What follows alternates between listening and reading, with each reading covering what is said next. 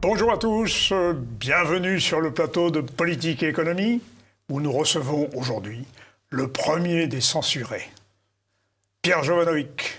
Bonjour Olivier. Bonjour Pierre. Alors, devinez ce dont nous allons parler. Nous allons commencer par nos amis les banques, mais cette fois, il se passe quelque chose. Ah oui, là, il y a des tremblements de terre. Non, mais là, il y a du tremblement de terre, là. Ça bouge de tous les côtés, là. C'est bien. Vous aviez annoncé des faillites chez les banques. Elles arrivent, mais elles s'accompagnent maintenant du rachat de ces banques par d'autres.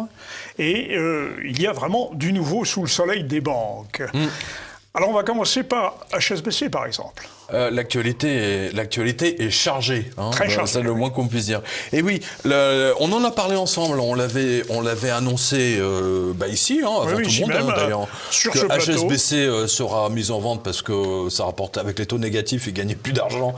Donc et HSBC devait faire des économies. Donc ils ont décidé de vendre. Alors ça va faire bientôt un an qu'ils cherchent un acheteur. En parle. Et là, attention, ils ont trouvé un candidat, oui. Et c'est pas n'importe lequel.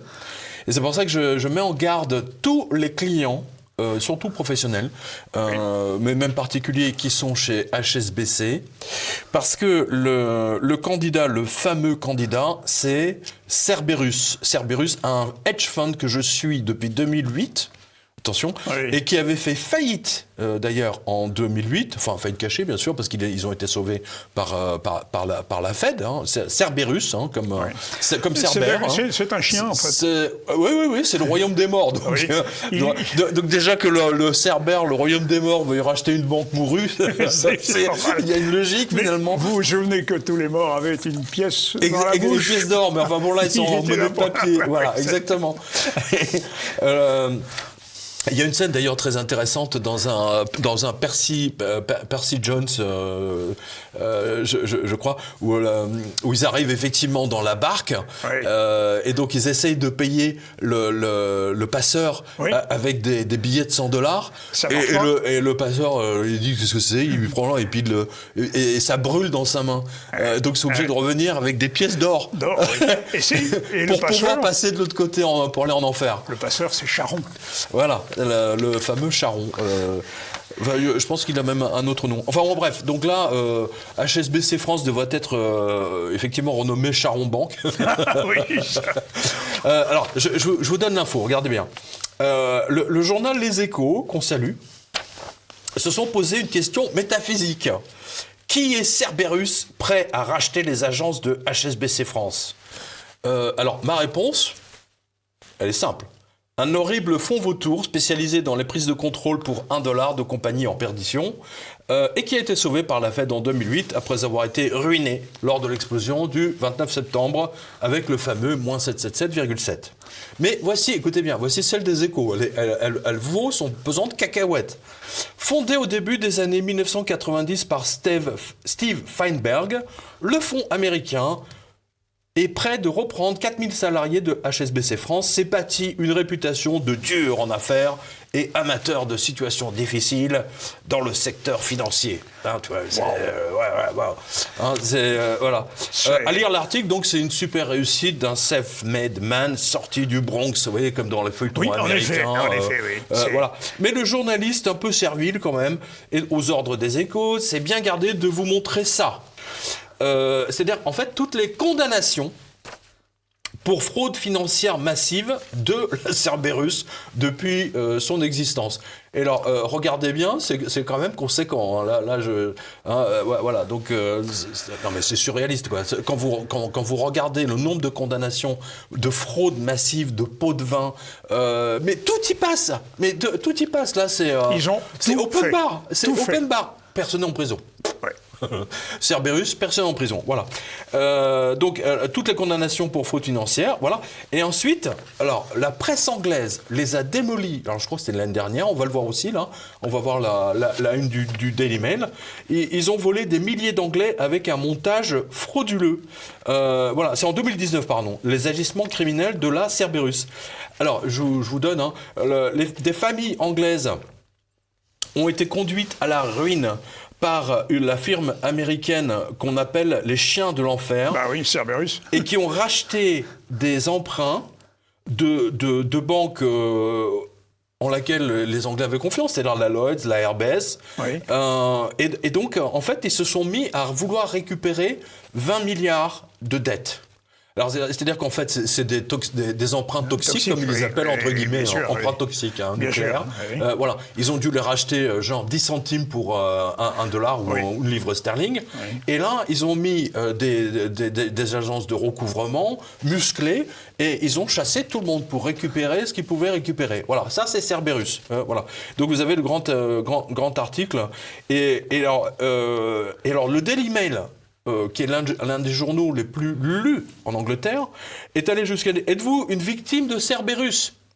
Attention, okay. Êtes-vous une victime de Cerberus? Voilà. Envoyez un mail à Turville à mailonsunday.co.uk. Enfin, voilà, vous allez le voir. Ah oui, quand même. Ouais. Attends, ça, c'est Cerberus. Ça, c'est Cerberus. Alors, j'espère que l'État... Pardon. Mais Daily Mail aussi fait son boulot de journaliste. Mais bien sûr. Et fait son boulot d'information. Les Échos ne l'a pas fait. Voilà, exactement. Les Échos, journal servile. Voilà. Bon, en même temps, plus personne ne le lit, quoi. Je veux dire, les banques sont ses abonnés. Je veux dire, les HSBC supprime ses 200 abonnements, ou je sais pas combien ils sont aux Échos. Ça leur fait déjà... c'est complètement dingue. Mais pourquoi personne ne lit? Parce que justement, il n'y a plus d'informations. Il n'y a plus de journalistes qui font leur travail. C'est ça qui est dingue. Voilà. C'est ça qui est dingue. Hein, voilà. Donc, voilà, vous comparez mon article sur quotidien.com à celui des échos.com ou .fr. Voilà, c'est intéressant. Donc, alors, je continue. Donc, Daily Mail a montré que 60 000 propriétaires donc, se sont retrouvés avec des montages bidons qui ont été vendus à Cerberus par le gouvernement. C'est-à-dire qu'eux, ils rachètent les toxiques. Donc là, le gouvernement leur a vendu, anglais, il leur a vendu, bon, là, on ne sait pas quoi en faire, tenez, reprenez-le, démerdez-vous, on vous le vend pour 10 centimes ou 20 centimes le truc. Voilà, et donc, et ça a été absolument... bref, donc si vous êtes propriétaire, si vous êtes patron d'entreprise et que vous avez des prêts à la HSBC et que vous garantissez vous-même sur vos biens personnels, attention, là, si Cerberus reprend HSBC France, je vous demande, enfin, vous faites ce que vous voulez, si vous êtes fou, si vous êtes maso, c'est votre problème, quittez absolument HSBC France et allez à la BNP. Voilà. Je ne suis pas payé par la BNP, je précise. Non, mais voilà. Parce qu'à BNP, on a des reproches à lui faire aussi, mais bon, par rapport à Cerberus, là, c'est sûr que... Là, c'est autre chose. Là, on est dans un autre monde. Là, on est dans les mondes des requins, des crocodiles, des chiens, des charognards. Des charognards. Voilà, Cerberus, c'est ça.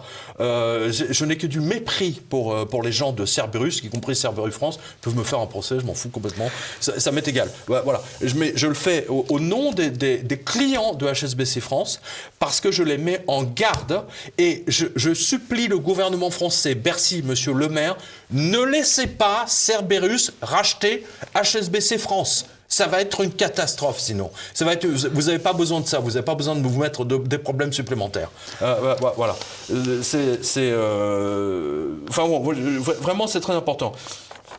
Donc je remercie notre lecteur, monsieur Le Bihan. À chaque fois, Le Bihan. À chaque fois, je me plante. Monsieur Le Bihan bancaire. Le Bihan bancaire, voilà, qui a vu ça, qui me l'a signalé. Parce que moi, Cerberus, je les connais depuis un bail. Oui. C'est des... Attends, moi, c'est pas bien de dire, c'est des chiens. Parce que le chien est le meilleur ami de l'homme. Voilà, c'est des ordures. Ouais. Voilà. Alors là, au moins, c'est clair, net et précis. Voilà, donc faites-le savoir, je demande à tous nos spectateurs, voilà, faites savoir cette information à votre entourage. HSBC France, c'est mort si jamais Cerberus les rachète. Voilà.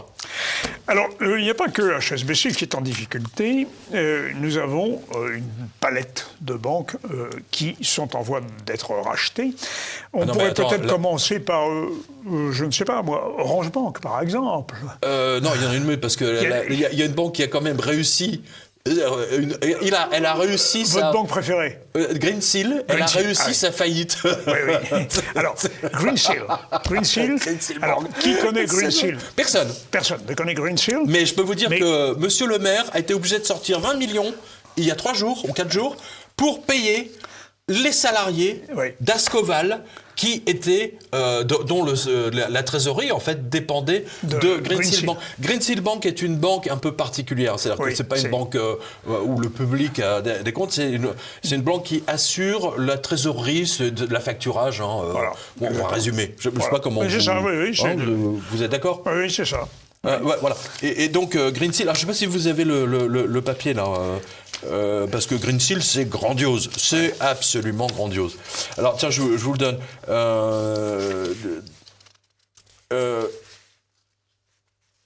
Ouais, voilà, c'est ça. Alors, en France, l'État a dû remplacer la Greensill Bank et avancer 20 millions à Ascoval pour payer les salaires.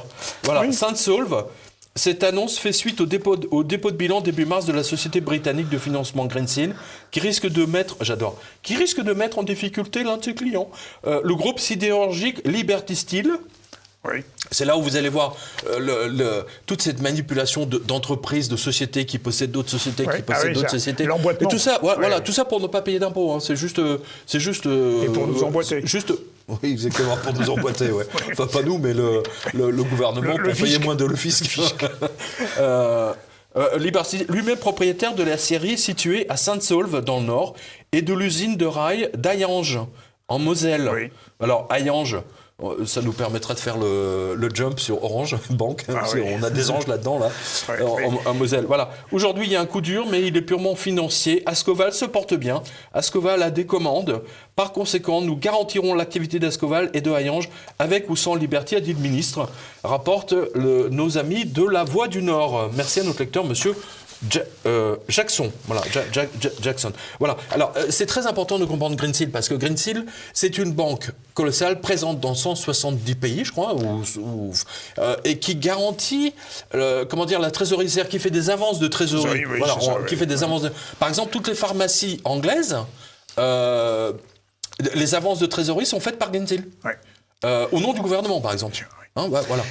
Mais je crois savoir qu'en plus, au moment de cette faillite, quelques jours avant l'annonce de la faillite, les dirigeants de Greensill se sont accordés des prêts sur la banque, sauf erreur. Oui, vous avez l'info. Oui, c'est la banque Ikea. Oui, c'est ça. Voilà, c'est la banque Ikea. Ouais. Voilà. Oui, c'est-à-dire qu'en fait, c'est un peu la banque. Ça, c'était en 2008. En Islande, vous savez qu'il y a tout un tas de banques bidons, etc. Et donc, les banquiers islandais, on est mardi ou mercredi, ils ont dit, bon, écoute, on dépose le bilan vendredi. Alors, attends, avant de déposer le bilan, on va se faire des prêts. Alors, toi, tu veux combien? Oh, bah, moi, je veux 20 millions. Alors, donc, tout le conseil d'administration, les mecs, ils étaient 15-20, et se sont fait des prêts, l'autre pour s'acheter plusieurs voitures, l'autre pour sa cuisine, pour s'acheter une maison, etc. Voilà. Et ils ont déposé le bilan 3 jours plus tard. Non, mais je ne sais pas si vous voyez l'escroquerie de ces banquiers. Et Greensill a fait la même chose. Greensill a fait exactement la même chose. Je vois pas le papier. Moi non plus. Dieu sait si j'en ai, mais bon, de fait, les dirigeants se sont accordés des prêts juste avant l'annonce. Non, mais c'est énorme. Mais c'est absolument énorme. C'est scandaleux. C'est scandaleux. Ces banquiers sont devenus complètement fous. Ils sont au-dessus des lois. Ils se permettent. Mais à la limite, mais pourquoi se gêner? Puisque l'État, tous les États les laissent faire. Sont affaiblis en plus. Too big to fail, comme on dit. Hein, voilà. Sauf que là, Greensill a fait un too big to fail. Et là, attention, parce que c'est pas fini. Ça, c'est que le début. On va le savoir, je pense, d'ici le temps que l'administrateur judiciaire qui a été nommé à Londres fasse le tri. Je peux vous dire déjà que les régions allemandes, les Länder, il y a énormément de régions qui ont justement fait des placements chez eux. C'est fini, c'est perdu. Et là, par exemple, c'est vous et moi, nos impôts, qui ont avancé les 20 millions à Ascoval. Voilà. À cause de la faillite de la banque Greensill, à la place de Bercy, parce que Bercy, c'est le gouvernement, et l'argent de nos téléspectateurs. Voilà. Et que tous ceux qui vous disent, non, les banques sont en train de tomber. En voilà encore une. Bon. En voilà encore une. Alors, voilà. on va en faire tomber d'autres aussi, malheureusement. Ouais, on a parlé des anges. Donc, Alors, on a va Orange. aller à Orange Bank. De Hayange à Orange. Voilà. Orange Bank, bon. Orange Bank. On en a parlé ensemble il y a un an. On l'avait annoncé. On l'avait annoncé. Et il y avait des sceptiques pour nous dire que, mais non, vous allez voir, ça va marcher. Ça ne marche pas. Moi, j'adore les sceptiques. On devrait les jeter dans des fosses. Hein. Des faux sceptiques, d'accord. Ça ne s'écrit pas de la même façon, mon cher. Des faux sceptiques, ouais. Alors, Orange Bank est à vendre. Non, alors Stéphane Richard dit, alors le PDG de Orange dit, oh, mais non, mais ma banque elle n'est pas à vendre, elle n'est pas à vendre. Et puis en douce, alors on va voir parce que ça, je me suis fait un malin plaisir de mettre 2 captures écran là sur quotidien.com. Vous allez les voir. Il y a en haut, le premier c'est à la une du Figaro. Oui. Ma banque n'est pas à vendre. Voilà. On va le voir. Et puis, juste après, vous avez, alors c'est dans Capital, vous avez Orange Bank a mandaté la Barclays, la Barclays France, pour vendre, pour trouver des racheteurs, et la BNP sur les rangs. Oui, en effet, la BNP, oui. C'est ça. Allez, mecs, Orange Bank. Nous, on l'avait annoncé il y a un an, je m'en souviens, dans une revue de presse ici. On a dit barrez-vous de quitter cette banque en courant. Ce sont des losers. Il n'y a plus de service client. Ils ont viré tout le monde. Quand vous leur envoyez un mail, c'est un robot qui vous répond. Oui. Voilà. En fait, il doit y avoir un mec pour je ne sais pas combien de comptes. Quoi. Bon, mais une fois de plus, personne ne sera sanctionné. Mais évidemment. Mais c'est de la folie furieuse. En fait, Stéphane Richard, Orange, a lancé cette banque uniquement pour se renflouer en disant quitte à. On se fait une banque. J'en ai déjà parlé ici avec vous, justement. Oui. Je crois que même il y a 1 an et demi. Oui, il y a 1 an et demi. Et je vous ai dit, vous verrez, cette banque ira au tapis. Oui. Voilà. Exactement, regardez, elle va au tapis. Et personne ne sera sanctionné, personne ne sera en tôle, on ne pourra pas leur porter des oranges. Mais moi, elle est bonne. Je l'attendais pas, celle-là. On va porter des oranges. Mais sérieusement, pendant ce temps-là, le service Orange n'est pas, le service téléphone, le cœur de métier d'Orange, n'est pas aussi, satisfaisant que cela. Non, mais attends. Il ferait mieux de s'occuper de son cœur de métier. Non, mais attendez, là je l'ai là. La deuxième banque française la plus nulle cherche cette fois un sauveur puisque l'assureur Groupama lui a fait un bras d'honneur. Oui, elle n'a pas accepté. Hein. Groupama. C'est pas Groupama, c'est pas la. Il n'y avait pas une pub avec une nana qui s'appelait Cerise. Oui, bien sûr, et qui avait des pois verts. Elle avait des pois verts sur sa robe. C'est ça, mais cerise. Sur le gâteau. Sur le gâteau, oui. Cerise sur le gâteau orange. Tu vois. Bon. Oh là là. Bon. Non, mais là, on fait un enchaînement, là. Mais attends. L'opérateur télécom cherche un nouvel actionnaire pour remplacer qui détient Groupama, donc qui détient 22% du capital, blabla, mais cherche à se désengager. Donc Groupama, ils ont dit, il y a le feu dans les comptes, il faut qu'on se taille, tu vois. Eject. Interviewé par le Figaro, le PDG d'Orange, Stéphane Richard, a déclaré « Nous ne souhaitons pas vendre Orange Bank. Nous avons commencé à chercher un nouveau partenaire pour éventuellement remplacer Groupama. » J'adore le « éventuellement remplacer ». Voilà. Mais ce qui est intéressant, c'est recherche de partenaires pour remplacer. Mais écoutez, c'est le scénario qui arrive à d'autres banques aussi. Non, mais en plus, le Canard enchaîné rapporte que l'opérateur s'apprête à céder la majorité du capital d'Orange Bank. C'est drôle. Donc, ça serait bien de voir qui va racheter. Mais... alors attendez, parce qu'il y a un truc très drôle. C'est mais le plus drôle, voilà. Le plus drôle de l'année 2020, la déclaration la plus folle de l'année 2020, elle est chez Orange Bank aussi. Pour Paul Deleusse, directeur général d'Orange Bank, ces pertes sont des investissements. Ah bon? Alors vous êtes pas déco. Alors expliquez-nous ça parce que là, je dois avouer que j'ai jamais vu une déclaration aussi dingue. Oui. Mais c'est Orwell, ça. La guerre, c'est la paix. Exactement. 1984. Voilà, quand même. C'est la liberté, c'est l'aliénation. Enfin bref. Bon, alors en même temps, voilà, c'est ça. Alors Orange a décidé d'envahir l'Afrique. Orange Bank s'est aussi lancé en Côte d'Ivoire en juillet 2020. Le Sénégal, le Mali, le Burkina Faso doivent suivre. En Afrique, la banque en ligne vise 10 millions de clients en 2023. LOL. Je n'ose même pas dire ici ce que je pense de cette extension africaine. Parce que déjà, comment ils prennent les clients français pour des débiles. Alors là, attention, là mais les clients africains, mais ils vont les plumer. Ils vont les plumer, mais c'est dingue. Oui. C'est complètement D'autant fou. que... Je ne sais pas combien ils ont arrosé les dirigeants africains pour que Orange Bank puisse avoir une licence, Oui. alors qu'ils empêchent les gens de retirer leur argent. Moi, écoutez, j'ai une capture écran que vous pouvez voir sur quotidien.com. Il y a un de nos lecteurs Oui. qui a retiré 300 € au distributeur. Hein. Oui.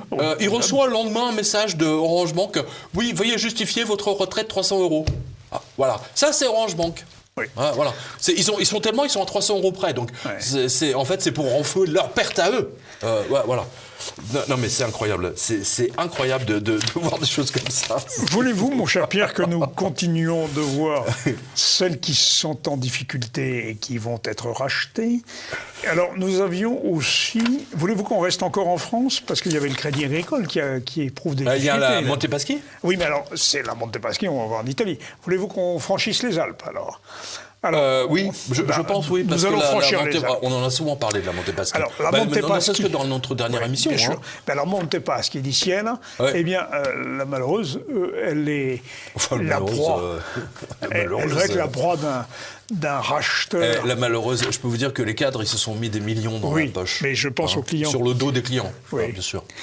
Alors, tout ça, ça nous rappelle quelque chose. 5 milliards pour acheter la... C'est cher. Oui, je elle trouve. est évaluée à 5 milliards pour une banque en faillite. C'est cher. C'est son réseau? Oui, c'est son réseau. Ouais. Ouais, c'est son réseau. Parce que qui est derrière l'opération? Nous savons que peut-être que Mario Draghi, en tant que Premier ministre, président du Conseil... C'est-à-dire que Mario Draghi, dont on a souvent parlé, nous, à l'époque avec Mounique, avec notre partenaire Mounique qui était encore là. Oui, une pensée pour lui. Une pensée pour lui, absolument. Il nous a quittés à 52 ans. Hein. Ouais. Et on en a parlé tous les deux dans notre dernière revue de presse. Oui. Je vous ai dit que si Montepaschi tombe, toute l'Europe tombe. Oui.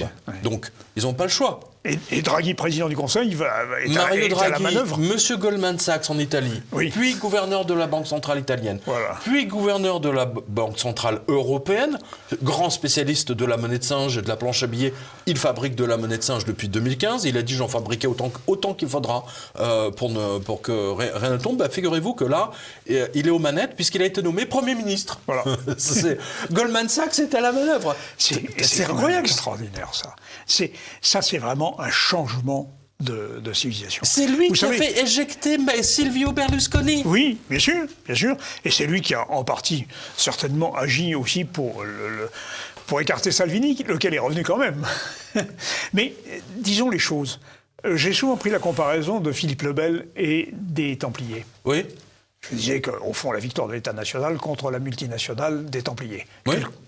Aujourd'hui, les Templiers l'ont emporté complètement. Totalement. Et ils ont phagocyté le pouvoir. Et on le voit très bien aux États-Unis aussi. Complètement. Mais attention, les multinationales, ce sont les multinationales qui pilotent les réseaux sociaux. C'est eux qui ont pris le pouvoir. Bien sûr, attention. bien sûr. Parce que les banquiers, effectivement, eux, ils ont racheté les médias, mais ils ont racheté les médias classiques. Voilà. Oui. Attention, oui. Les banquiers ont racheté les médias classiques, c'est-à-dire papier, l'ancien monde, alors que les titans de la Silicon Valley, eux, maintenant, pilotent les réseaux sociaux. Les réseaux sociaux. Et les censures. Et il suffit et les censures. C'est eux qui règlent. C'est eux qui décident qui va être élu demain. Voilà. Ça, on l'a vu avec Trump. Oui, c'est très bien. Alors, mon cher Pierre, nous allons faire une première pause. Pardon. Non mais attends, juste, on finit sur la Montepaschi. Finissez. Parce que là, ce que je vous ai dit il y a 1 mois, 2 mois même, on était ensemble. Mois, oui. Voilà, Bloomberg l'a confirmé le 20 mars ou le 22 mars, puisque figurez-vous que Rome, donc Mario Draghi, a mis la Montepaschi très discrètement en vente, et qu'un groupe de banquiers américains mené par un ancien sénateur donc c'est proposé pour en prendre le contrôle. c'est fou. Alors c'est un ancien congressman, donc sénateur, Norman Dix, qui fait la cour donc aux Italiens et qui veut le racheter pour 4,8 millions. Alors ce qui est vraiment peu cher, c'est le cas de le dire. Et ils ont dit on vous le prend puis on vous rajoute 900 millions de capital. Oui. 900 millions. Alors, le plus amusant, c'est que la Montepaschi a été quand même sauvée 2 fois. 2 fois de la faillite totale. Une fois en 2008. Par et le trésor italien. Mais bien sûr. C'est ça. Par donc, l'impôt. les contribuables. Mais exactement. Voilà. En 2017, pour un montant total de 8 milliards d'euros. de l'argent des impôts des Italiens, autant d'écoles, d'hôpitaux, de routes, de crèches, etc., en moins. Ça, il faut que je le rappelle. Voilà. Et aujourd'hui, les Américains en proposent à peine 5 milliards, une perte sèche sur le papier, donc de 3 milliards de plus. Voilà, on comprend que Mario Draghi ne soit pas très très chaud pour acheter. Mais ce qui vous montre aussi que la Montepaschi est de nouveau en faillite. Oui. Mais ils peuvent, comme on l'a dit dans notre émission précédente, ils ne peuvent pas se permettre de la laisser tomber, c'est impossible. Ça serait une... c'est l'Europe saute. Voilà, c'est ça. Toute l'Europe saute. Comme un trait de feu à travers toute l'Europe. Alors, surtout que c'est une des plus anciennes banques de l'histoire européenne, de l'histoire financière européenne. C'est la plus vieille banque du monde. Et c'était en fait un Mont-de-Piété à l'origine. Bon, on en a parlé avec... Alors, on va faire donc une pause, et s'il en Alors était tiens, besoin... on fait une pause. S'il en était besoin, vous avez démontré que les annonces que vous faisiez étaient totalement fondées, chers non seulement elles étaient fondées, mais regardez, ce que je vous ai dit... il y a 2 mois ici, sur ce plateau, Bloomberg l'a confirmé il y a 3 jours. Voilà. Pause.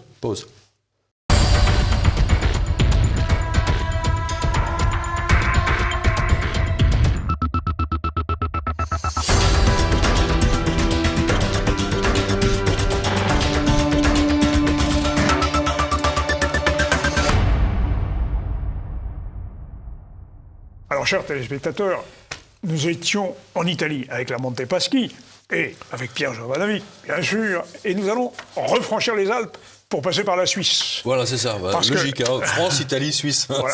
C'est le rallye de Monte-Carlo, en fait. Très bien. Alors, c'est le rallye bancaire. Oui, c'est un rallye bancaire, bien sûr. Eh bien, voilà que l'État suisse se préoccupe aussi de racheter certaines de ses banques. Là, si c'est les banques suisses qui sont en difficulté, moi, je me pose des questions. Oui, Ovomaltine, hein. Boum. Non, mais justement, pour éviter Ovomaltine, nos amis suisses, hein, regardez bien. Non, mais c'est ça qui est dingue. C'est-à-dire que le grand public ne voit pas ces informations qui sont pourtant d'une portée absolument colossale. Regardez bien. Vous n'allez pas croire les lignes suivantes qui ont été écrites par l'excellent AGFI suisse. J'ai beaucoup d'affection pour l'AGFI suisse. Ils sont très très bons. Hein. Franchement, c'est les seuls qui ne... ils sont rigoureux. Ils sont rigoureux, puis ils font pas comme les Échos. Oui, mais les AGFI France sont aussi un petit peu de ce même tonneau. Ils sont assez rigoureux. Leurs critiques sont souvent... On salue nos collègues de l'AGFI suisse. Voilà. Alors, écoutez bien, les instruments financiers... J'adore, les instruments financiers. On a l'impression que c'est un orchestre musical, tu vois, les instruments financiers. Ils jouent un peu fou en ce moment. Émis par les banques trop grandes pour être mises en faillite... Too big to fail? Non, j'invente rien.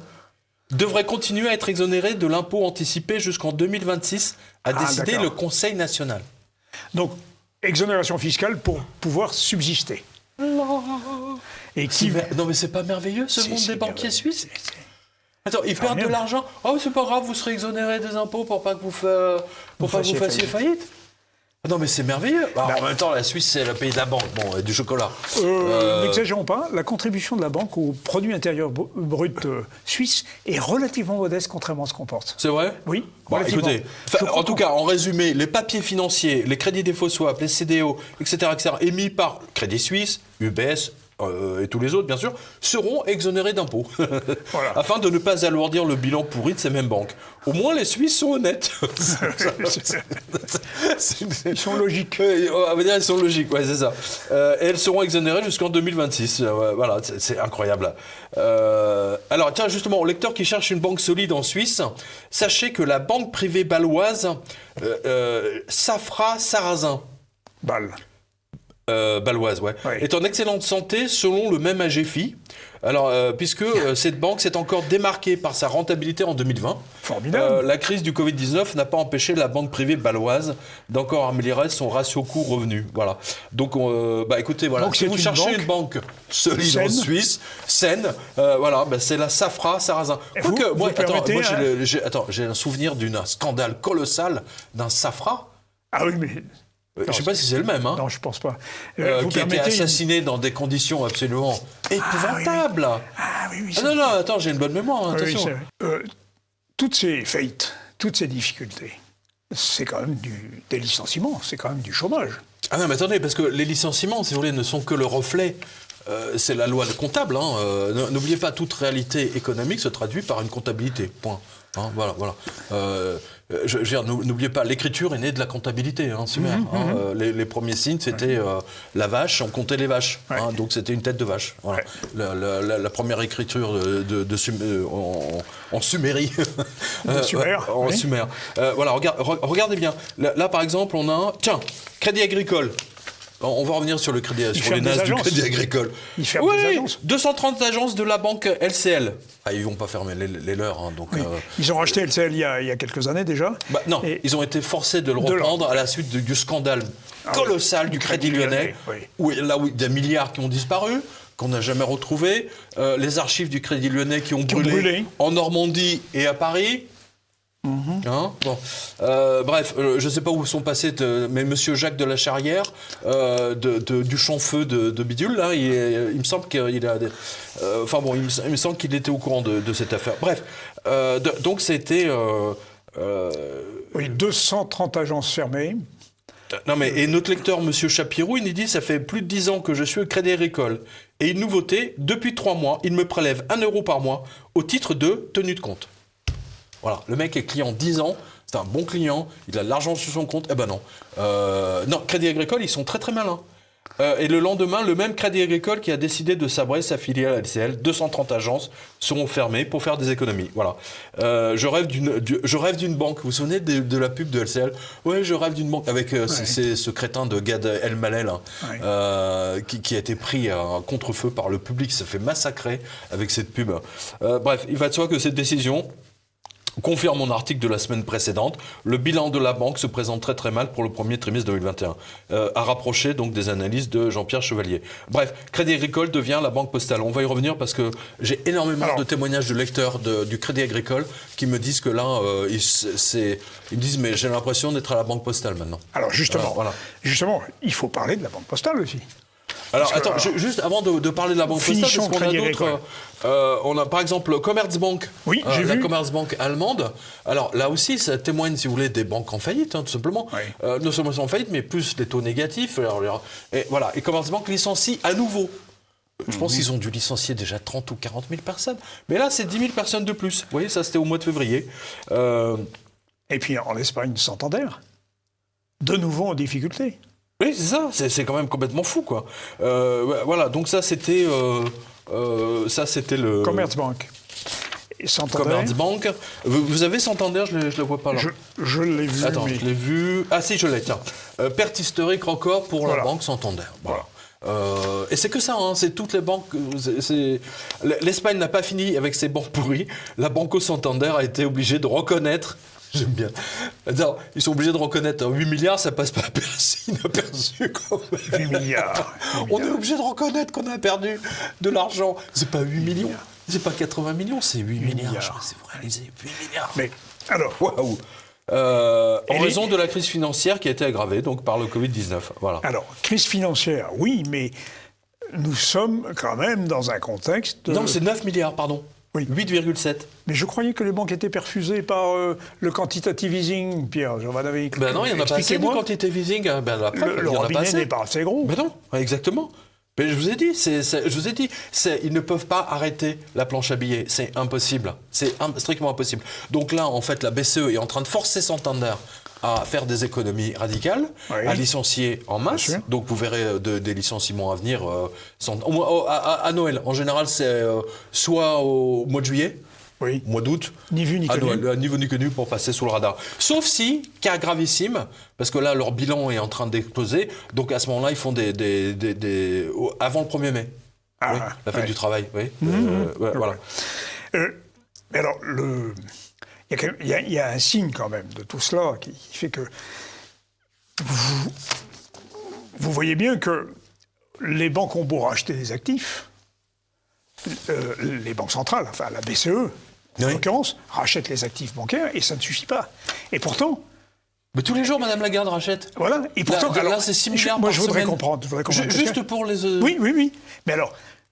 du coup, ça nous fait des taux d'intérêt négatifs. C'est ça qui nuit aux banques, en réalité. Mais ces liquidités permettent aux produits immobiliers de monter alors, dans des proportions effrayantes. on nous dit que sur Paris, ça commence à se tasser. Enfin, lol. Ouais. Je pense que vous avez un exemple sous le nez. J'en ai plusieurs que vous avez mis dans votre revue de presse. Un local de 5 mètres carrés 5 mètres carrés, c'est-à-dire un placard à balai. est en vente pour 72 000 €. Alors, 5 mètres carrés, alors j'ai beaucoup la Orpi, c'est Orpi, je crois. Ouais. On va le voir derrière nous. Ouais. Alors, 5 mètres carrés avec un sani-broyeur et c'est fort. quand même. Mais qu'est-ce que vous allez faire d'un truc de 5 mètres carrés 5 mètres carrés, 72 000 €. Ouais. Alors, 5 mètres carrés, c'est... Ils ont vendu un autre truc, 7 mètres carrés ou 6 mètres carrés, 126 000. Oui, c'est ça. 2,5 m par 2,5 m. Attends, et encore, ça serait à l'Étoile. Oui. ou à Saint-Germain-des-Prés, en face du Café de Flore, ou en face de chez Lippe.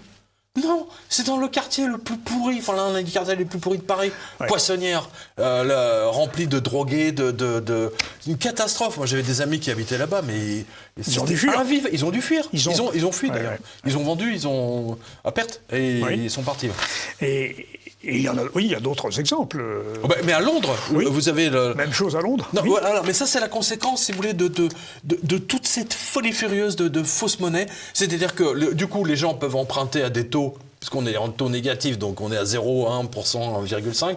J'ai jamais vu dans l'histoire. Les taux négatifs, je le redis, n'ont jamais existé dans l'histoire de l'humanité depuis l'aube des temps. Vous êtes prof d'économie, Ah vous oui, le confirmez, on est bien d'accord. Et je suis historien aussi, et je n'ai jamais vu de cas pareil. On est bien d'accord. Néron payait 6% d'intérêt sur les prêts sur les emprunts qu'il faisait. Donc, ce que je veux dire par là, c'est que du coup, ça a entraîné une espèce de folie. C'est-à-dire que tout le monde achète de l'immobilier pour se protéger.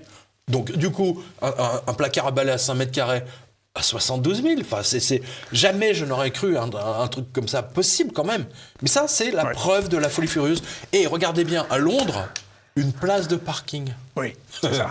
Une place de parking. Alors, tiens, je vous le donne. À votre avis, combien la place de parking ? Juste une place de parking, il n'y a rien, il n'y a pas, c'est un parking, voilà, pour mettre la voiture. Il y a quelques années, une place de parking à Paris ou en banlieue, c'était 25 000, 30 000 € maximum. Oui, c'est ça. Maximum. C'est ça. Bon, très grand maximum. Ben, nous sommes à, je sais pas, 150 000 230 000 livres, ce qui nous met en euros à 250, 240, 250 au vu de nez. Je sais pas si vous... Une place de parking. Attendez, et vous ne l'achetez même pas. C'est une location longue durée jusqu'en 2104, je crois. Ah oui. Vous verrez ça dans... C'est un amphithéotique, un bailleur. Oui, voilà, c'est ça. Comme ça. Amphi machin. Amphibie. Amphibie, pas forcément. Mais ça, alors, c'est quand le parking est noyé. On a un bail amphibie, amphithéotique. Mais alors, est-ce que c'est pas ça qui expliquerait aussi que le CAC 40 soit à 6 000 par exemple? C'est de la liquidité en abondance qui permettent de Mais racheter. c'est n'importe quoi, attendez, vous savez pertinemment que le CAC 40 n'est pas à 6 000. Je veux dire, il est annoncé à 6 000.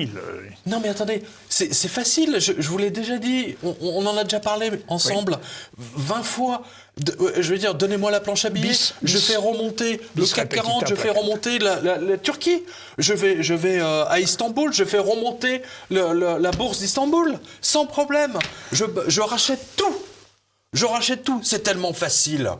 D'ailleurs, Erdogan a des soucis parce que les Américains continuent à lui chercher des poux dans la tête. Il a éliminé son 4e directeur de Banque centrale. Mais en réalité, c'est parce que... mais la CIA lui prend la tête toujours. Voilà, c'est ça. Ils veulent sa peau. Et ils font un change dollar-lira qui est très défavorable. Comme au Liban, exactement comme au Liban. Ah bah, le Liban, ils sont dans une situation mais absolument épouvantable. D'ailleurs, justement, on fait une parenthèse, tiens. On fait une parenthèse parce que on avait fait j'étais au Liban exactement il y a un an. Voilà, un an, un peu je me souviens de ce reportage. Un an et deux oui, mois. Absolument. Voilà. Et que s'est-il passé depuis figurez-vous que maintenant, c'est la famine dans beaucoup de quartiers. Parce que la monnaie ne vaut plus rien. Et je crois le gouvernement a interdit les changeurs de rue. Exactement. La livre se négocie aux alentours de 9 900 livres pour $1 ce matin, battant le record de juillet 2020. Le salaire minimum au Liban est de 675, soit $68. Voilà, au taux de change. Donc aujourd'hui, et c'était la une du journal L'Orient le jour, ou un autre, je ne sais plus. Oui, c'est-à-dire que le salaire minimum au Liban est inférieur à celui du Bangladesh. Allô ? C'est effrayant. du Bangladesh ou de l'Éthiopie ou d'un pays Quand on bizarre. pense qu'il y a quelques années, on parlait de la Suisse du Proche-Orient, on parlait de la prospérité. La Suisse, c'est la banque, le système financier du Moyen-Orient, la Suisse du Moyen-Orient. Oui. Mais qu'est-ce que vous voyez là? Le système libanais bancaire s'est effondré. Et donc tout le reste est en train de s'effondrer autour d'eux. C'est ce que m'avait dit Charles Belnas, le ministre que j'avais interrogé. Vous retrouverez ça dans la rubrique reportage. Hein. Oui. D'ailleurs, l'interview de Charles Belnas est remarquable. C'est un des types les plus... voilà. Et il dit, en France, vous êtes juste en avance par rapport à nous. Parce que vous avez les mêmes problèmes. Voilà. Alors, on a peut-être 5 ans, 6 ans, 10 ans de retard par rapport au Liban. Mais ce qu'ils vivent, on va le vivre. Parce que l'euro est une monnaie bancale, est une monnaie qui n'existe pas, c'est le Deutschmark déguisé, et on en paye tous le prix, et il n'y a qu'un seul vainqueur là-dedans, c'est les Allemands, hein, les Bosch, comme disait ma grand-mère, les Schleux, les Fridolin. Attention, les vous allez Fridolin tomber sous le coup de la loi. Ah oui, non, parce que ce sont les grands vainqueurs. Voilà. Bien sûr. Le Bien 4e sûr. Reich a remporté la guerre, et c'est une guerre financière, et aujourd'hui nous sommes leurs esclaves. Point. Voilà. C'est tout. Et du coup, vous avez des situations comme en Turquie, au Liban, etc. Parce que leur monnaie, si vous voulez, l'euro est en train de nous tuer. Ouais. Je ne suis pas le seul à le dire. Vous avez eu plein d'invités ici sur ce plateau qui ont dit la même chose. Et alors, au Liban, on ne peut plus. Les DAB ne fonctionnent plus. Et de toute façon, les DAB. Les qui Les DAB. Qu'est-ce que c'est Qu'est-ce que c'est les DAB? Distributeur automatique de billets. Mais ils ne vous donnent que des livres libanaises, pardon. Et ils ne vous donnent plus de dollars. Parce qu'avant, on pouvait. Ils vous proposaient soit dollars, soit livres Mais c'est libanais. n'importe quoi. Tout pays qui fonctionne avec 2 monnaies est voué à la faillite totale. J'ai l'occasion, enfin on a déjà parlé ensemble, mais je l'ai montré dans un livre qui s'appelle 666. C'est vraiment la Yougoslavie. La Yougoslavie, elle avait le dinar et le Deutschmark. Voilà. L'Argentine, ils avaient le peso et le dollar. Oui. Il y en a un troisième, le Liban, bien sûr, puis j'en oublie un là. Est-ce que le Venezuela n'était pas dans cette logique aussi? Oui, je pense qu'il y avait d'autres pays. Voilà, c'est l'explosion finale. Voilà. Alors, l'explosion finale, faute d'être la lutte finale, mais il y a une chose qui m'interpelle, si je puis dire, et sur laquelle je vais vous interpeller. Quelle garantie pour les comptes bancaires, alors? Pardon. Pardon. Qui ça? Théoriquement... C'est comme la Bajon. Qui ça? Nous recevons tous... Qu'est-ce que vous dites? Des quarantines? Nous recevons tous dans notre banque un beau papier dans lequel elle nous indique tous les ans, une fois par an, les garanties bancaires sur vos dépôts. Vous êtes absolument pas garanti, c'est grotesque. Voilà. Tiens, justement, il y a un papier là-dessus. C'est 100 000 euros quand même, théoriquement. Non, mais il y a un papier, alors là, je sais plus, il faut que je le retrouve. Dites-moi. Je vais vous le donner de tête. C'est... En fait, Bercy a fait des changements récemment oui, c'est vrai. pour favoriser... Alors, je ne sais pas si vous l'avez vu. Je l'ai vu sur votre revue. L'ai-je ici parce qu'il y en a tellement d'informations aussi. Alors, attendez, je vais essayer de le trouver. Oui, en effet, Bercy a revu les conditions des garanties pour les comptes bancaires. Tiens, je l'ai. Voilà. Le coup de bip. Oui. Le coup de bip. De péripatéticienne de Bercy. Oh, qu'en termes choisis, ces choses-là sont dites. Pour aider les banques en faillite, et vous en êtes les victimes, mes chers téléspectateurs. Hein, on est tous victimes de ça. Alors, c'est Moneyvox qui rapporte ça. Oui, c'est ça. À propos des limitations des virements dont je vous ai parlé, dont j'ai souvent parlé donc dans la revue de presse, il y a déjà quelques temps. Alors, je cite Moneyvox. Hein. Ces derniers mois, les banques ont réduit le champ des opérations possibles depuis et vers un compte épargne. Ouais. Qu'est-ce qu'il n'est plus possible de faire exactement? Pourquoi ce tour de vis? Se demande Moneyvox. Grosso modo, je vous résume. Hein. Pourquoi est-ce que vous ne pouvez plus toucher à votre argent à la banque? Nous allons vous donner les réponses. Parce que les banquiers sont des enfoirés et parce que à Bercy, ce sont toutes des péripatéticiennes au service des banquiers. Parce qu'en fait, c'est pour empêcher les gens de disposer de leur argent. Tout simplement. Voilà. Tant que l'argent ne sort pas de la banque, c'est sur le bilan de la banque. Voilà. Bah oui, bien sûr. Bien sûr. Il est là le papier, ça date du 1er mars, du 2e mars. Je ne sais pas si vous l'avez lu. Oui, bien sûr que je l'ai. Tiens, je vous le fais vite fait. Tiens. Quels sont les comptes concernés? Ces limitations concernent donc c'est Monevox, hein. Les comptes surlivrés, fiscalisés et à taux du marché distribués par les banques de détail. Les comptes à terme, les produits d'épargne réglementés, le livret A, le livret B, le crédit mutuel, le livret développement durable, LDDS, livret d'épargne populaire, LEP, livret jeune et machin, le livret, tous les... Enfin tout quoi, tous les livres. Toute votre épargne, vous ne pouvez pas y toucher. Voilà. Ils vont vous mettre tout un circuit administratif. C'est le 110 mètres haies. Bon, pire que ça, c'est le steeplechase. Oui. Le steeplechase. Voilà. Pour récupérer votre argent. Voilà. C'est pour que l'argent reste en banque. Voilà. Et Bercy a encore fait la... Voilà. Youpla boum. Voilà. Voilà. En clair, Bercy a sorti un texte pour vous empêcher de retirer l'argent de votre compte épargne. Les millions de gamins qui avaient un livret alimenté par grand-mère ne pourront même pas retirer l'argent sans ouvrir un compte, etc. Le diable est dans les détails, aimait à dire Blind Masters. Ici, le diable est exposé par Monevox. Et encore, Monevox, c'est pas des foot de guerre, hein, parce qu'eux, ils sont au service des banquiers. Hein. Cela étant, il me vient logiquement à l'esprit l'idée que s'il y a faillite bancaire, si Bercy renfloue, tôt ou tard... Oui, allez-y. Tôt ou tard, Bercy ne pourra plus renflouer.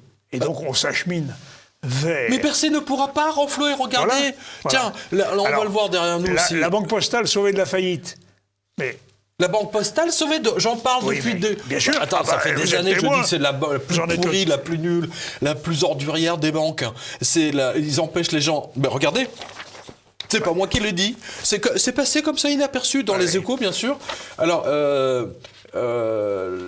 les Échos ont titré... Banque Postale. La Poste a clairement son sauveur, voilà. Non seulement l'intégration de CNP Assurance, elle-même en faillite. Oui, c'est ça. Alors, elle-même Caisse est en nationale faillite. de prévoyance, c'est-à-dire, en fait, l'assurance vie, l'assurance décès, qui renfloue la banque de dépôt. Bon, mais est-ce que ça suffit ? C'est deux groupes en faillite, ça fait pas un groupe sain, aux dernières nouvelles. Non. Donc c'est un artifice comptable, vous le savez très bien. Bien sûr. Alors... regardez, je dis, non seulement l'intégration de CNP Assurance a permis de sauver les résultats du groupe dans sa globalité, mais elle a aussi permis à sa filiale bancaire de faire bonne figure en 2020. Blablabla. Tu parles d'un sauveur, la CNP. Attends, la GFI avait déclaré justement, et je l'avais rapporté à l'époque dans la revue de presse, que les comptes de la CNP n'étaient pas honnêtes. Oui. Et ils cachaient leur faillite. Il y a 6 ans. Il y a 5-6 ans de ça. Ils n'étaient pas certifiés par les commissaires aux comptes, même pas. Non mais attendez, à ce niveau-là, les mecs, là, ils lui mettent un revolver sur la tempe au commissaire aux comptes. Là, je dis là, franchement, même le PDG de la Société Générale doit être mort de rire pour une fois à lire autant de conneries au centimètre carré sur un écran. Bravo les Échos, c'est trop fort. Alors, qui va racheter la Banque Postale ? Qui va reprendre ? Qui lorgne sur la Banque Postale ? Non mais personne, c'est l'État. Mais la Banque Postale paye pour la Dexia. Oui, parce que la Dexia a acheté une quantité colossale de CDS qui sont toujours en train de payer et les Américains avaient exigé que l'État, via la Banque Postale, vienne garantir les pertes de la Dexia. Il était hors de question que Dexia fasse faillite et fasse défaut sur ses paiements aux Américains, évidemment. Donc là, il y a eu quelques revolvers qui ont été mis sur la tempe à l'Élysée, à Bercy, et ainsi de suite. Voilà. Tiens, regarde. La CNP était en faillite et la GFI l'avait même accusé de bidonner ses bilans. Donc c'était en 2015, je pense. Donc le mariage de CNP et de la Banque Postale, c'est juste une banque en faillite et un assureur en faillite qui ont décidé de fusionner. Voilà. Et alors regardez bien ce que dit l'une de nos lectrices. Écoutez bien. Catherine. Ah oui, j'ai vu ça, oui. Ma belle-mère a perdu son mari en août dernier. Voilà. Elle a un compte à la Banque Postale et avait un compte commun avec son mari. Oula. Oui, terrible. Alors déjà, c'est... Terrible. Là, c'est pas bon, là. Là, c'est pas bon. Là, c'est des mois et des mois de procédure. Eh bien, la banque lui a prélevé 780 € de frais de succession. Mais de quel droit ? Frais de succession, mais c'est pas un notaire. Et puis surtout, c'est pas l'État. Mais quel bande d'ordures. Pardon. Je suis énervé. Bon, alors, on va... Non, mais je suis énervé, je vous assure, c'est... Mais justement... Écoutez, est-ce qu'il y a un député qui va prendre ce dossier en main ? Bonne question. Merde ! Bonne question, mon cher Pierre. Alors... Ils sont en train de voler les Français en plein jour ! Oui. Et... Pardon. Non, pas du tout. Sainte colère, comme je dis souvent, nous allons faire une pause.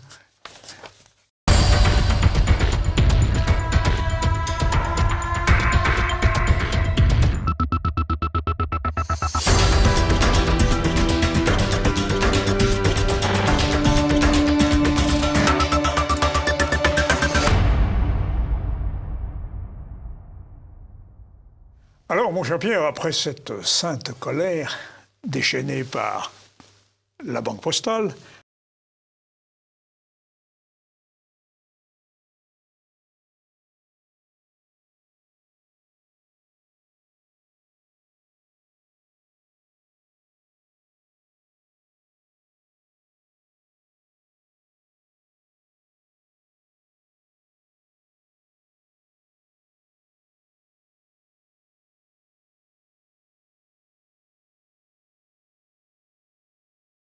nous allons achever la banque, non pas la Banque Postale, mais nous allons achever notre analyse de ce qui s'y passe, qui n'est pas très glorieux.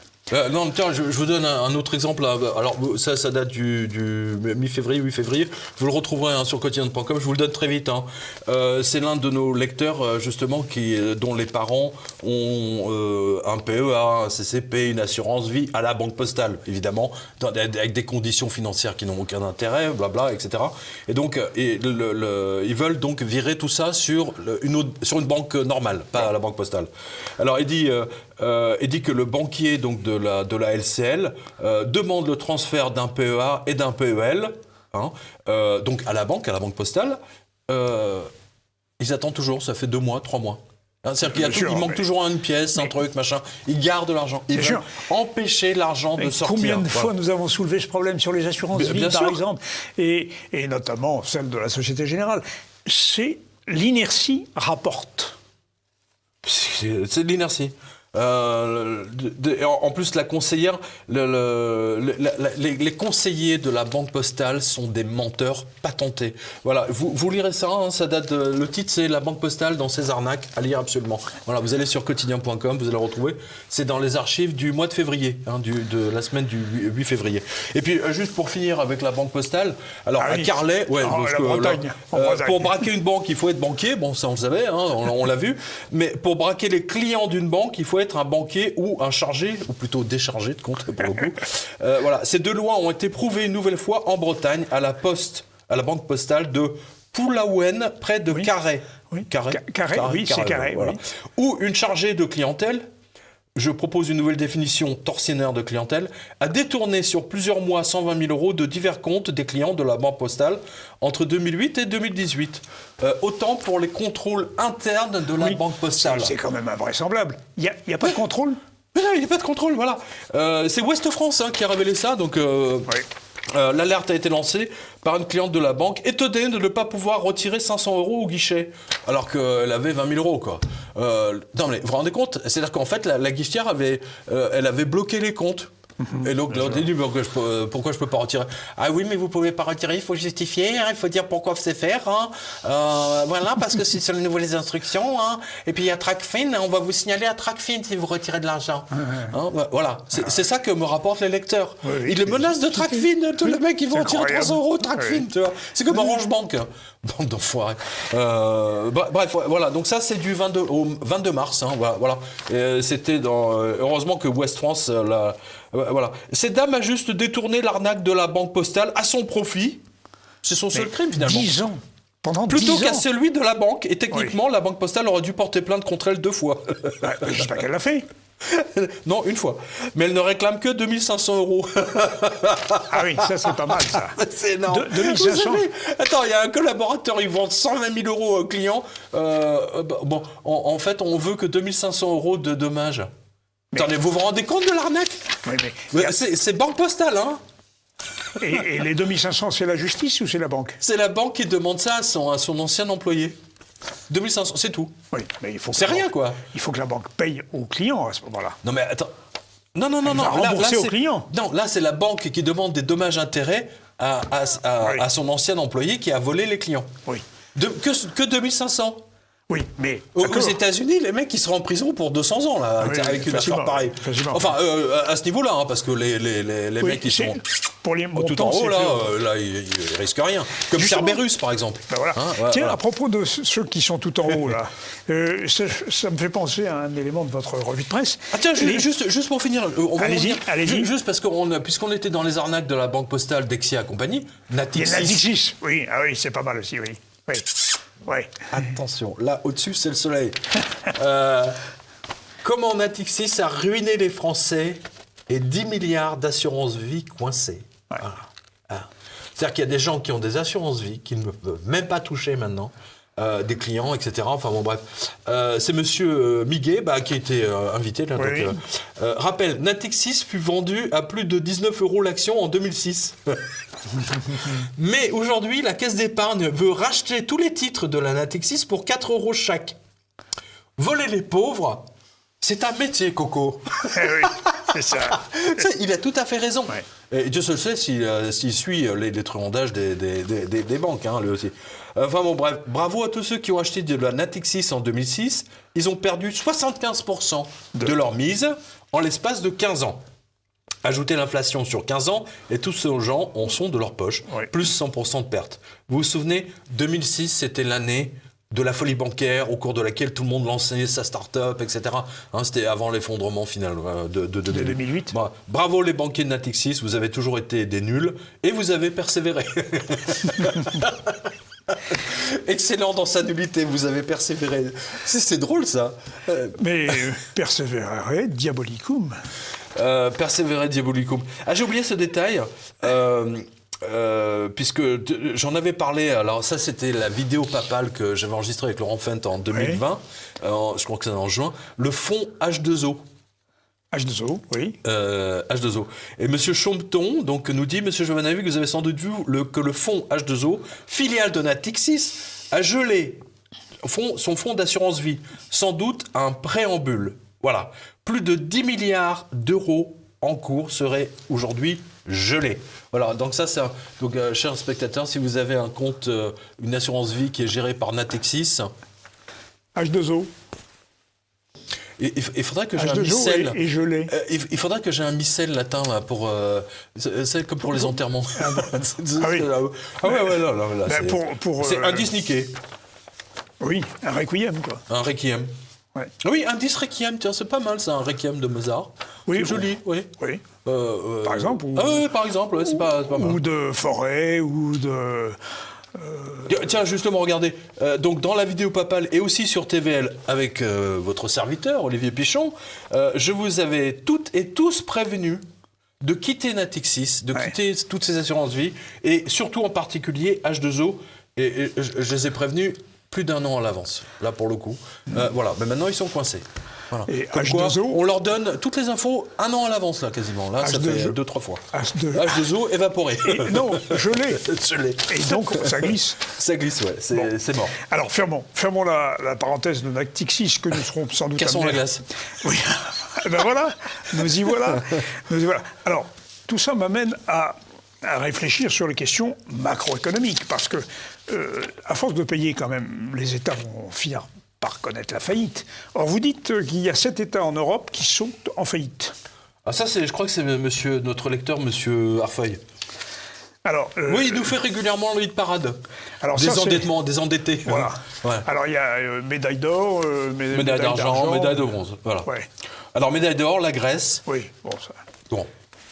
Non, mais les pauvres, attends, mais c'est Oui, dramatique. mais Hein. Ce qui veut dire que la rigueur qu'on lui a imposée... C'est catastrophique. L'a fait mais c'est pour nous, ça, bientôt. Dans la trappe. Mais bien sûr. Ils sont endettés à 200% du PIB. Mais l'Italie, c'est combien? Attends, 200% du PIB. Voilà, Grèce, 200% du PIB. Bravo. Pas mal.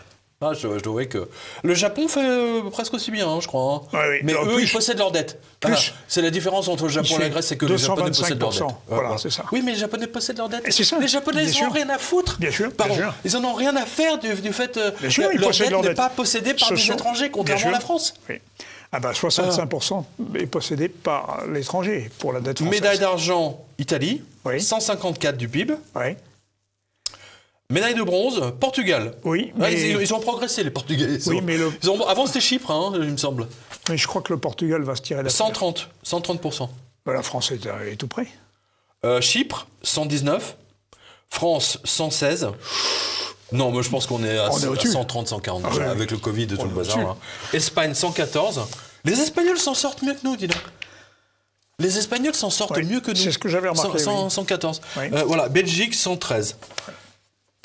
Voilà, bon. Donc Ça, c'est que le pays. On ne comprend pas les endettements des entreprises. Des entreprises des régions, et etc. des particuliers. Alors, il y avait une chose auquel j'avais pensé aussi tout à l'heure, parce que vous parliez de ces banquiers qui font des tas d'affaires, mais vous publiez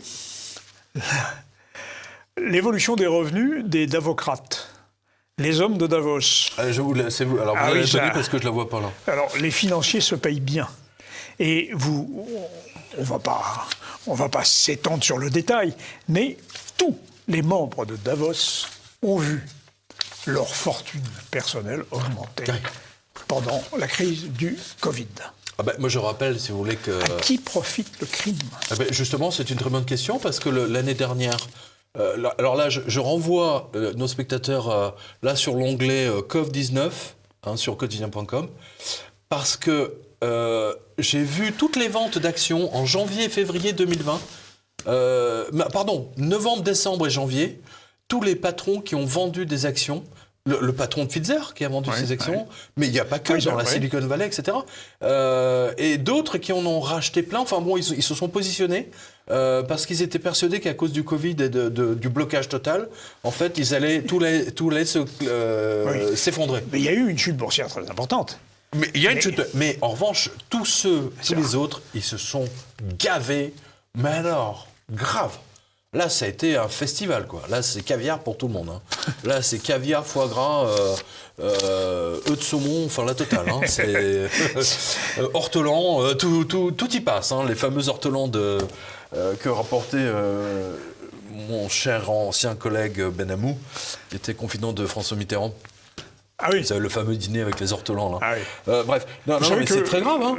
Petit détail. Ils se sont enrichis. Il est interdit aujourd'hui de tuer des ortolans et de les manger. Heureusement. Et alors, pour revenir à des choses plus sérieuses, nous voyons que tous ces grands oligarques internationaux, finalement, acquièrent des positions qui étaient ceux du pouvoir et de l'État il y a un quart de siècle. Et vous signalez comment Bill Gates est traité comme un chef d'État. Et ça, c'est tout à fait significatif, me semble-t-il, de la logique que j'avais évoquée entre Philippe le Bel et les Templiers. Aujourd'hui, un chef d'entreprise compte beaucoup plus qu'un chef d'État. Sauf une multinationale. Oui, bien sûr, évidemment, des multinationales.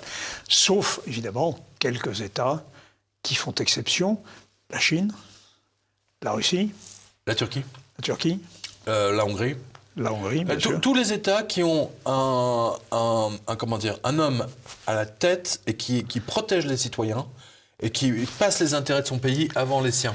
Ce qui n'est pas le cas, par exemple, de Sarkozy ou de Hollande ou de M. Macron. C'est pour ça que je discutais justement avec un ami ce matin et je l'ai vu effectivement dans mes archives, dans les archives que j'ai pu consulter. C'est-à-dire qu'aujourd'hui, par exemple, Poutine et Erdogan sont traités de la même façon par les médias aux ordres, médias américains et occidentaux, que De Gaulle dans les années 60. Ah oui, c'est très juste. C'est très frappant. Que De Gaulle. C'est très frappant, oui, en effet. Ils sont traités de la même façon. Ouais. De Gaulle défendait les Français, défendait les intérêts français. Pour les Américains, c'était inadmissible. La France devait... nous sommes leurs esclaves ou de leurs multinationales. Et Macron est en train de vendre ce qui reste. C'est pour ça qu'on voit un Biden traiter ce pauvre Poutine de tueur. Le problème, c'est que cette propension qu'ont les États-Unis à s'exonérer... L'autre jour, Biden, il se souvenait même plus du nom de son chef de cabinet ou de son ministre de la guerre. Il monte les escaliers de son avion, il se ramassait 3 fois de suite. Une autre fois, il se souvenait plus du tout, il a mélangé les noms. Il a appelé ça Kamala Harris, Madame la Présidente. Enfin, il n'arrête pas. Oui, mais... Il est totalement, malheureusement... ils ont élu un sénile, mais ils s'en foutent complètement. Oui, parce qu'ils ont le contrôle. Bien sûr. Les multinationales américaines ont pris le contrôle et ils ne le rendront pas. C'est exactement comme Macron ne le rendra pas. Et je voulais signaler à nos téléspectateurs que je publie un article sur l'affaire Danone. Ah oui. Et ils ont licencié, ils ont envoyé le patron de Danone, M. Faber, qui peut-être a fait des erreurs stratégiques, je ne sais pas. Mais on s'étonne du fait que 2 petits fonds américains aient pu avoir la peau de ce personnage.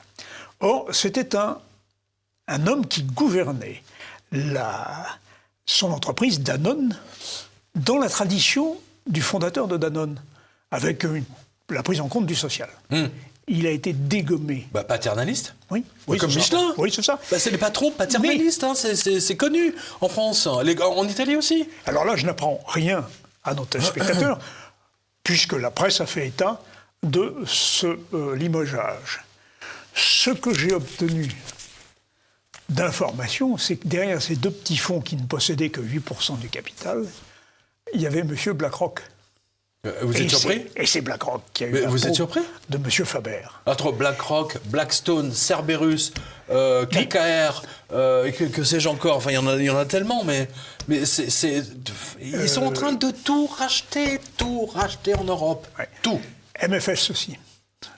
Et MFS? Pas MFS. Non, mais c'est un des plus vieux fonds américains. Je ne connais pas celui-là. Ah oui, Massachusetts, fondé en 1924. D'accord, je ne le connais pas celui-là. Et très à l'œuvre aussi à côté de... Il est... Apollo Management? Oui, il travaille avec 150 millions. Le patron d'Apollo a filé 180 millions à Epstein. Ouais. C'est ce qu'on a vu. Parce qu'on a fait notre émission avec Epstein. La presse n'en a pas fait état. Derrière le rififi dans le yaourt, derrière l'affaire Danone, il y a BlackRock. Et cette information, je la dois à un de mes anciens étudiants qui a un site tout à fait passionnant, et je donnerai les références de son site, très informé. On va le montrer. Alors, puisque vous avez parlé de Bill Gates, justement, qui se prend pour un chef d'État, voilà, regardez ça. Alors, je vous fais très rapidement, là. Alors, Bill Gates veut réduire le rayonnement du soleil sur la Terre. Rien que ça. Non, c'est pour vous dire, les mecs... Attends, j'ai dit dans une émission que j'avais faite ici avec Martial qu'il se prend pour Dieu, c'est le syndrome de Dieu, mais là, on le voit. Moi, au début, j'ai cru que c'était une blague, mais c'est très sérieux. Il s'agit d'obscurcir l'atmosphère. Vaporisant de la poussière dans l'espace afin de bloquer ses rayonnements. Non, on n'est pas le 1er avril, quoique la tradition des fausses news se perd en ce moment, puisque c'est tous les jours le 1er avril sur BFM.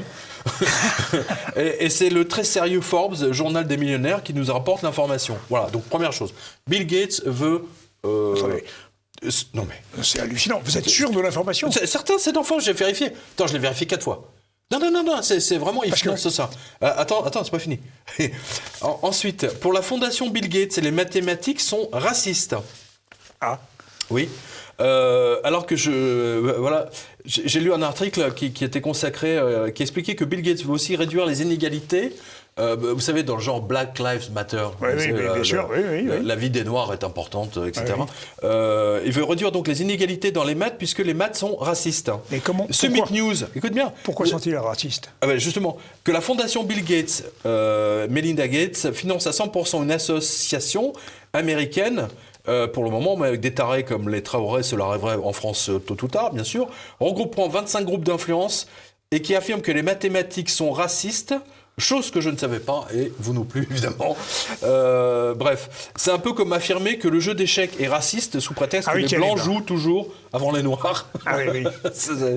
Et qui prouve la suprématie blanche.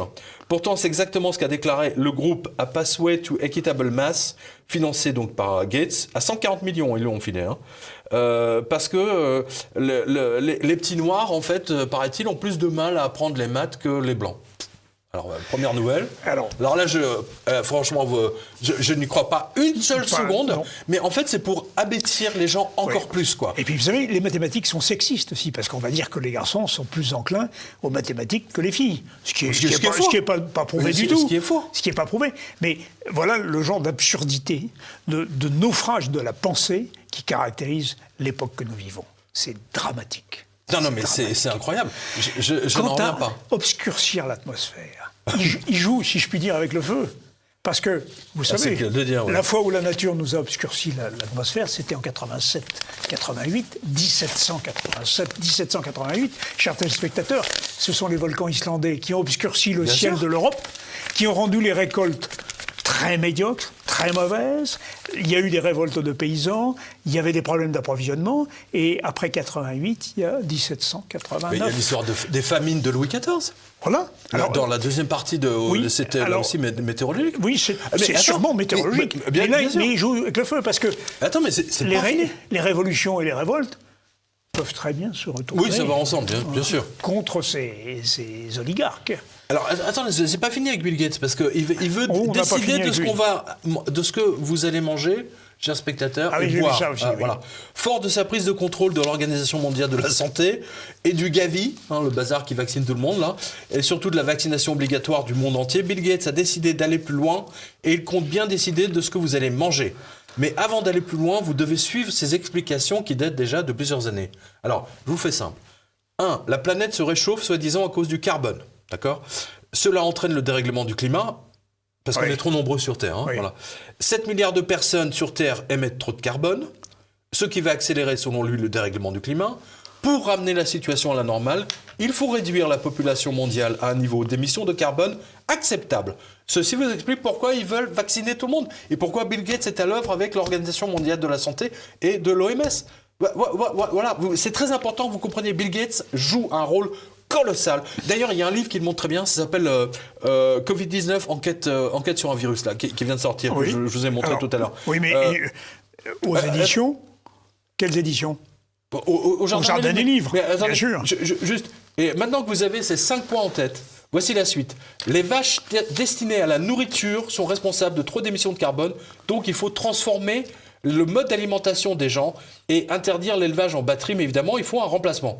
Et ce remplacement, chers amis, chers lecteurs, mon cher Olivier, ce sont les insectes. Voilà. Manœuvrant en coulisses, ni vu ni connu, Gates a encouragé une loi qui permet de proposer des insectes dans tous les pays européens, sachant que les Japonais, par exemple, mangent des sauterelles comme nous des cacahuètes. Mais il va beaucoup plus loin et propose désormais de manger et boire tout ce qui vient des égouts, je pèse mes mots, pour ne pas effrayer les âmes délicates. Précisons qu'il existe déjà un programme qui transforme les crottes en protéines, desquelles des savants fous ont fabriqué des hamburgers, des vrais. Non, mais attends, Bill Gates, c'est dedans. Non, attends, si les gens ne me croient pas, alors, regardez, alors, là, c'est la date du 22 février 2021.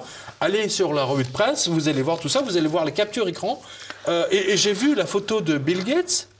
Lui-même, Bill Gates a tweeté « Je suis en train de boire de l'eau récupérée des urines ». Des égouts en Afrique ou je sais pas où, un truc comme ça. Bref, la boucle est bouclée. Voilà. Voici ce qu'écrit Bill Gates sur sa page. J'ai partagé une vidéo dans laquelle je bois de l'eau qui vient de mes... Aujourd'hui, la machine qui a fabriqué cette eau, le Janiki Omniprocessor, se trouve à Dakar, Sénégal. On en a parlé tout à l'heure. Et en tant que projet pilote qui pourra ultimement sauver des vies et réduire les maladies dans les pays pauvres. Blablabla, voilà. Il existe... voilà, donc c'est Bill Gates. Voilà, il est partout en ce moment. Et vous n'allez pas le croire. Non. Les mathématiques sont racistes. Ben, figurez-vous qu'une chaîne YouTube a été censurée par YouTube parce que dans la vidéo, il disait « Oui, alors les Blancs sont en progrès, ils sont en train de battre les Noirs parce que la reine a bougé. » Donc, c'était une chaîne de jeux d'échecs, de commentaires de jeux d'échecs d'un grand maître international croate. Voilà où ils en sont. Voilà où ils en sont. Je ne sais pas si vous réalisez. Oui. On est parti dans un monde de fous, complètement fou. C'est extraordinaire. Et moi, enfin, écoutez, dans ma revue de presse, franchement... J'en apprends tous les jours, je vous assure, c'est passionnant ce que je fais. C'est pour ça que je le continue. C'est vraiment passionnant. Mais c'est pour ça que je vous invite. Parce que je découvre des choses, mais je dis, mais c'est pas possible, quoi. Qui aurait imaginé un jour que Bill Gates filerait 120 millions à tout un tas d'associations qui ont décrété noirs, c'est que des noirs, que les mathématiques sont racistes et qu'il faut les simplifier. Non, mon pote, tu simplifies à 2 plus 2, ça fera toujours 4, ça fera pas 5, ou ni une pointe d'interrogation. Voilà. Non, mais... Vous savez, je pense une chose. Bill Gates voulait nous faire manger des sauterelles.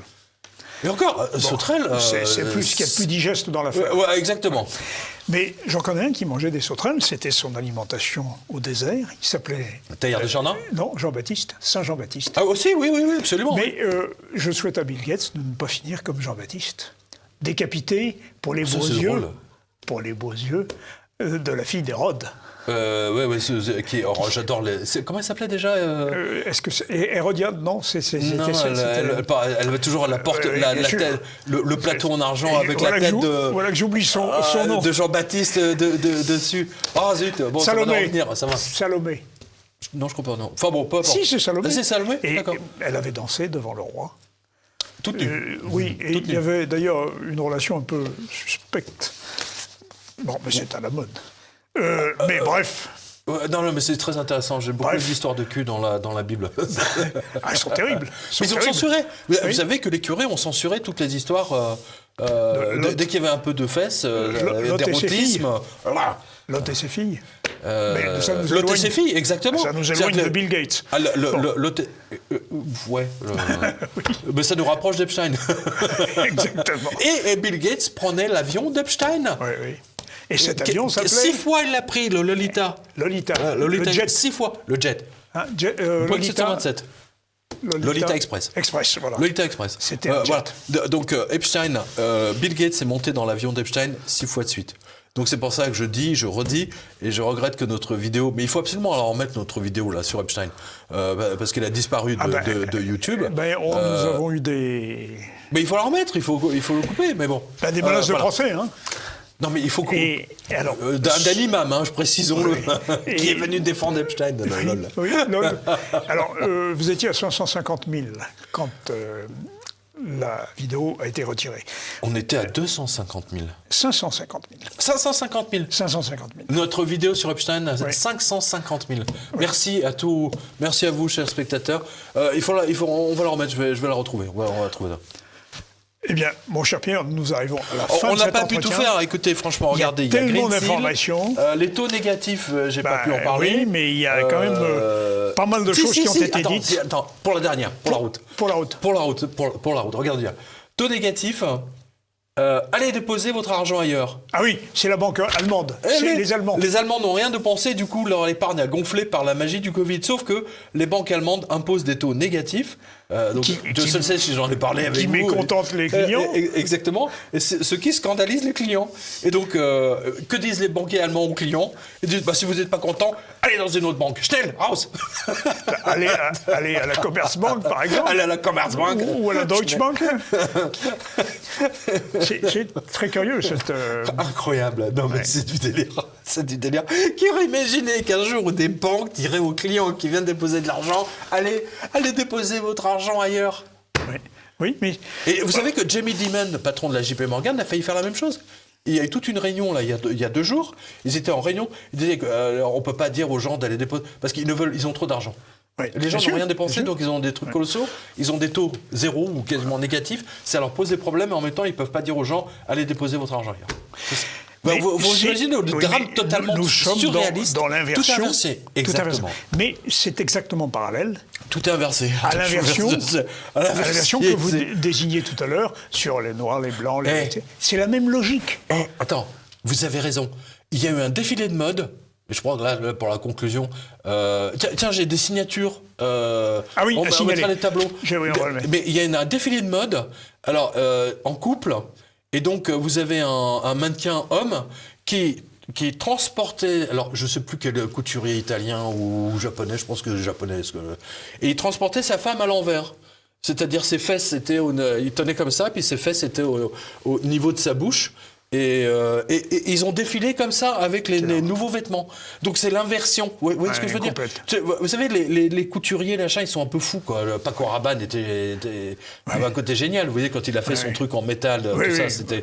ça a annoncé les années 70, Vasarely. Vasarely, tous les trucs optiques. Aujourd'hui, c'était génial. Mais cette photo, on va la mettre. Effroyablement. Mais c'est l'inversion. Et le type, même s'il ne sait pas de quoi il a tout compris. Il a capté ça là-haut, tout inversé, vous l'avez dit, bravo. Bravo à vous, mon cher Pierre. Merci. Écoutez, je retrouve nos lecteurs. Alors, on va voir les signatures là. Clichy-sous-Bois. Il y en a deux ou trois. Il y en a 3. À Rennes, à côté de Rennes. Oui. Et puis le 3e, je ne sais plus, mais on va l'afficher. Bon, on va l'afficher. Voilà. Et surtout, abonnez-vous à nos Twitter. Parce qu'on tweet beaucoup là avec le confinement, etc. C'est très important. Twitter, Et bien entendu, abonnez-vous à la chaîne YouTube de TVL parce que YouTube nous fait du shadow banning, hein, beaucoup, beaucoup. Merci à Pierre. vous. Merci Olivier. Pierre. À très bientôt, chers téléspectateurs, pour de nouvelles aventures bancaires, monétaires, financières.